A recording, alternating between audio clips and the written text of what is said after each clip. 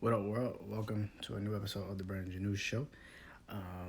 As you know, Brandon Janu Show video podcast episodes will be available on my podcast platform, also on my YouTube channel, Brandon Janu Show. Podcast episodes are also on podcast platforms. Brandon Janu Show is the name of the podcast on podcast platforms. I think you can subscribe on Apple now. I think you can subscribe. If you got podcasts, if you got an iPhone, podcast it's just podcast. Go type in Brandon Janu Show. Um, you don't see my face by a microphone. Click that one and subscribe. If you can't subscribe, just hit the. I think it's a bell for a reminder. So go hit the bell, and you should be able to uh, get reminders for when the podcast drop every episode. You should get reminders. Also, Spotify, same thing. You can go on Spotify, and I think all podcast platforms. You go and get reminders of when my podcast will drop, the episodes will drop, and then you can get them. Also, Brandon Janu Show is where it's my YouTube channel where I drop all of these videos. Go subscribe, leave comments, and really watch the videos, man. I think you guys will really love watching the videos, man. So go watch the videos. If you want to leave comments and if you want to subscribe, please do. But I'm not gonna force anybody to. I know I say a lot, but I don't want to force you guys. I'm just saying. I think I feel really strongly about the videos I'm doing. And I think a lot of people would like them. And word of mouth, if one person say, "Yo, this is really good," hopefully everybody else will go and go and follow it too. So, you know, um, you know.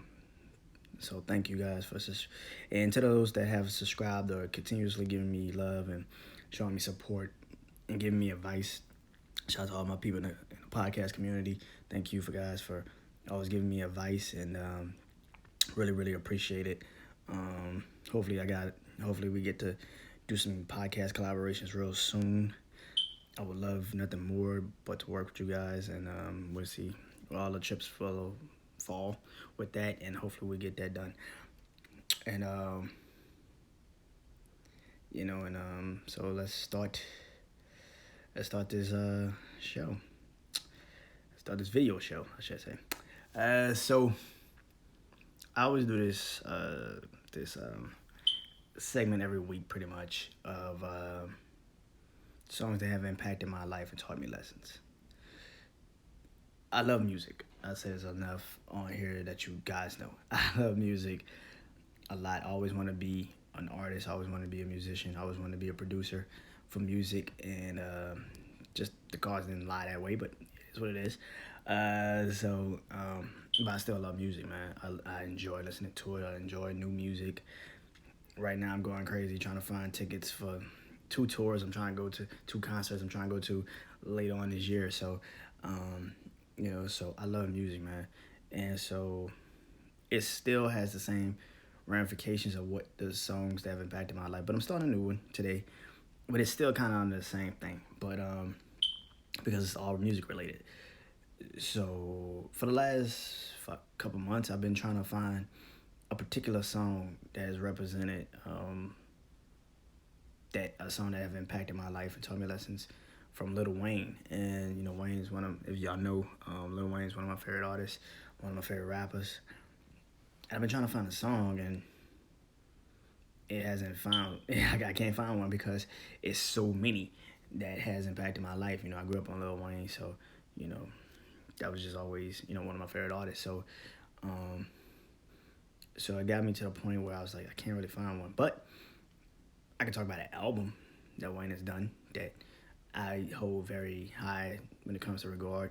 So welcome to the first episode of my favorite artists, my favorite albums from some of my favorite artists. And Wayne is the first artist, and his album, The Carter 2, is the album that I want to talk about today, and its impact on me as a person.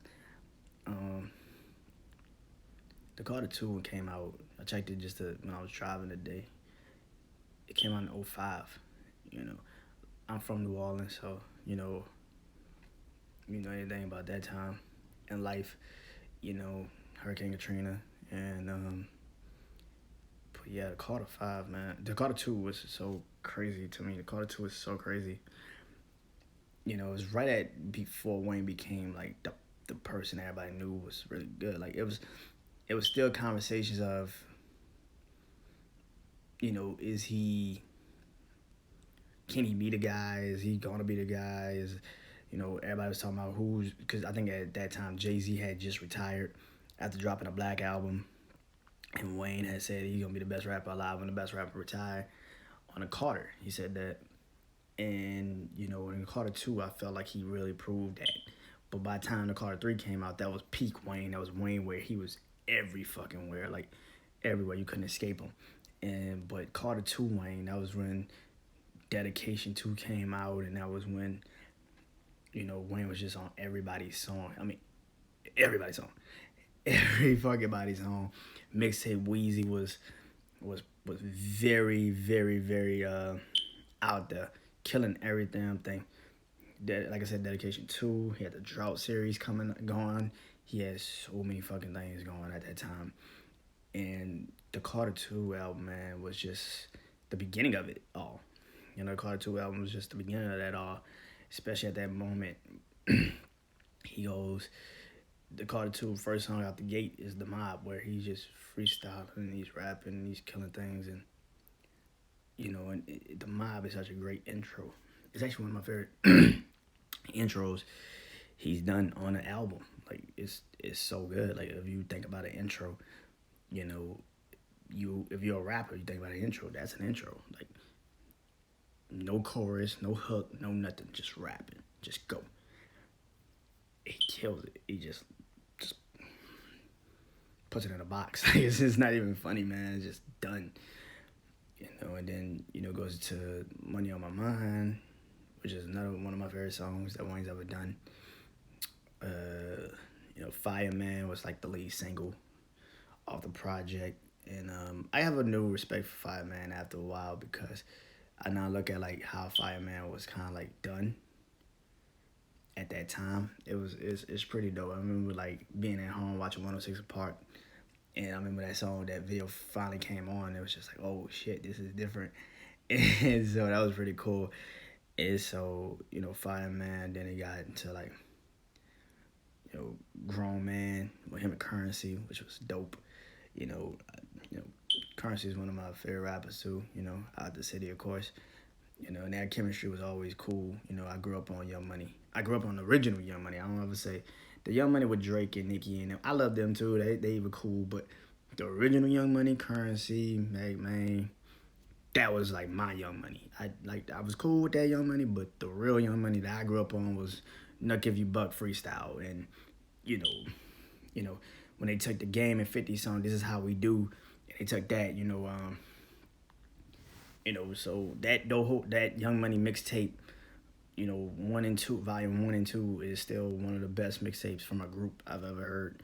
So just, if y'all never heard that mixtape, go to what mixtapes are on. Go to the mixtape platforms and type it in, man. And hopefully you got them, because listen to them. It's dope, man. And but Grown Man, then he went to Best Rapper Alive, and for a person to be that, not cocky, confident in himself, and believe that he was that, there's a lot of motherfuckers that just aren't that way, and he's one of those guys. So Best Rapper Alive, he just going in on that song too. And then you get to Hit 'Em Up, dope song. Kind of homage, paying a little homage to Tupac. I was taking it as that. I think I never thought about it. And then I got older and I'm like, oh, that's paying like a little homage to Tupac. Okay, cool. That's pretty cool now that I've been old enough to now realize that. And then also, Hustler Music. That's like everybody's song off that project for some weird reason. That's the shit though. I'm not gonna lie, man. I can't knock it. That's a great song, man. I always thought that was Currency on the Hook. Maybe I'm tripping. Maybe it is Currency on the Hook. I think it is Currency on the Hook. And then Receipt. That's probably one of my favorite songs off the project. you know, he has so many songs on that fucking album. It's crazy that I look back now. And if I had to pick, that's probably my favorite album that Wayne's dropped out the Carter series. Because like the Carter 3 was peak Wayne. That's when everybody was on him. Everybody knew who he was. A Millie popped off, and that was the end of that. I remember the original Millie with him and Corey Guns. I remember that. I remember that song. We used to try to. Okay, I mean, no. Well, I mean, statutes of limitations are probably passed, and there's no more line wire. But it's like, but I remember that. I remember trying to get that song so much, man. And then Corey Guns came at the end of that bitch, and he was just rap. Oh my god, I remember the original Millie. Carter 4, that was like after Wayne got out of prison, which was a dope project. I think looking back now at that project, I actually respect it a little bit more. Not looking back at it, you know. He got some songs on that too, you know. Blunt blowing, you know, him and Bruno Mars. That's like one of my favorite songs of all time. That's one of my favorite Wayne songs too. With him and Bruno Mars at the end. Yeah, they got some bangers on Carter 4 too. He got some tight ones. Him, Jadakiss, and Drake going in. That was, you know, that was a crazy time in hip hop because Wayne and Jay was going at each other, which was like two of my favorite rappers, two of my favorite artists, and I was like, damn, niggas going at each other. That's crazy. Why would they do that? It's like Carter 5 has a place in my heart too because we had been waiting on it for so fucking long that it finally happened, and we were just so happy that it finally fucking happened. It was like, if you was a Wayne fan, you was just waiting for the Carter 5 to finally fucking drop. And everything that went on in his career, and everything that was going on in his career and his life at that time, to finally get the Carter 5, it was like, thank the Lord. Like, and then, of course, the Carter is just, that's Wayne. Like, that's the original Wayne before the money, the fame, all that shit kind of got to it. It was just, he was already popping. He was already popular, but, you know, Go DJ just broke the fucking bank, man. Birdman Jr. was, if we talking about lyrics, man, go listen to Birdman Jr. Like, dude just rapping, man. It's just not even fair. It's not even fair. Of course, Miss My Dog. The Carter was just a different level, man. Of course, mixtape Wheezy, you know, Dedication, I said earlier. The Dedication series, the No Ceiling series, the Droughts, you know, the Drought series. Yeah, Wayne was just a different human, man. And the reason why I'm talking about Wayne today also is because, you know, I saw B Dot off of Rap Radar. He dropped the list a while ago about the top 20 2021 rappers, top 10 rappers in the game. And I think he had Wayne on there. And I think he was on the Breakfast Club with Charlamagne, and they were talking about it. And he was like, I wouldn't put Wayne on a list like this. He's already a legend. Like, why would you put him on a list? For some of that, I would be true, but I'm like, bruh, we talking about rappers right now. Wayne's in that list. Like, Wayne is killing every song. If you were listening to a Wayne song, he's really killing it.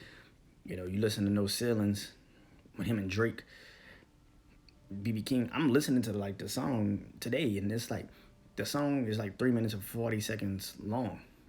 Drake is rapping for 2 minutes and 25 seconds. Drake is literally the main artist on that song.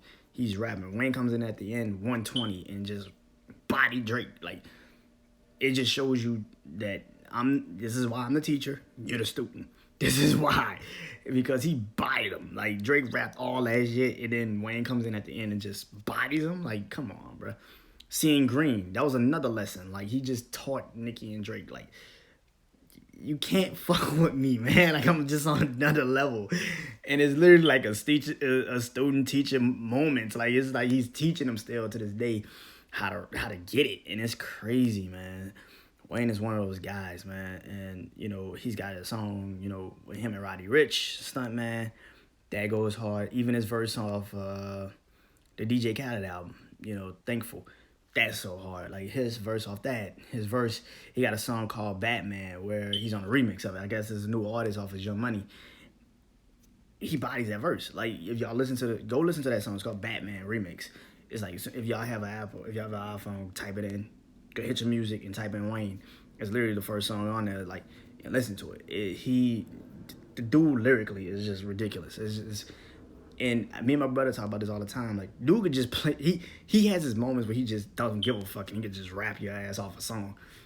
Like when he's on a song with like Benny the Butcher and Big Sean, like Timeless. Where the fuck did that come from? Like his verse on that song is just ridiculous. Like you just listening to this shit, like what the fuck? Like this dude is still the best at this shit. God damn, man. It's like 30 years later, you still rapping motherfuckers under the table. God damn, man. It's like that. It's like damn, man. This dude really just go when he really wants to, man. Tyler Hero with him and Big Sean, like just ridiculous, man. And the man is just one of the greatest to ever do it. You know what I'm saying? So it's the Carter 2, though. But the Carter 2 is really where all of this started. And it really just impacted, you know, my childhood. I remember driving to school listening to that on my CD player. Yeah, I had a CD player. I'm still one of those kids. Yeah, I had a CD player. And I remember listening to that, man. Wayne was just different, man. Carter 2 album, go listen to it. Still waiting for the goddamn I Can't Feel My Face album, him and Jewels, man. That era was so crazy, man. And it's crazy because I remember reading somewhere where I think either Lil Baby or Lil Durk was like, this is, you know, the Voice of the Heroes project, which is a dope project. But they were like, I think one of them said, you know, this is the I Can't Feel My Face of this era. He was like, I think Lil Baby or Lil Durk said, this is the I Can't Feel My Face of this era. This album's going to be that. This is going to be the I Can't Feel My Face of this era. And I was like, wow, that's high praise, man, because if them niggas ever did drop, Jewels and Wayne, at that time, that peak of their careers, I think it really would have shifted the game on how two young up-and-coming artists would have perceived in this industry, you know, because I think Wayne and Jewels fit perfectly, just like Durk and Baby. Like, they fit perfectly, and you could tell. So that was pretty dope for Baby and Durk to say that about Wayne and Jewels. So I grew up on Dipset and you know, Young Money. So to hear two people that right now at the top of their game killing shit, to remember like, yo, this is like what we grew up on. That makes me feel like connected more to those guys because I grew up on that. So it's kind of like, now I can really understand why I love your music so I respect y'all music so much, because it's really like we all grew up on the same shit. And so it's pretty cool. So Carter 2, Lil Wayne, that's the album that has impacted my life and continues to impact my life. And I'll talk to you guys soon. Peace.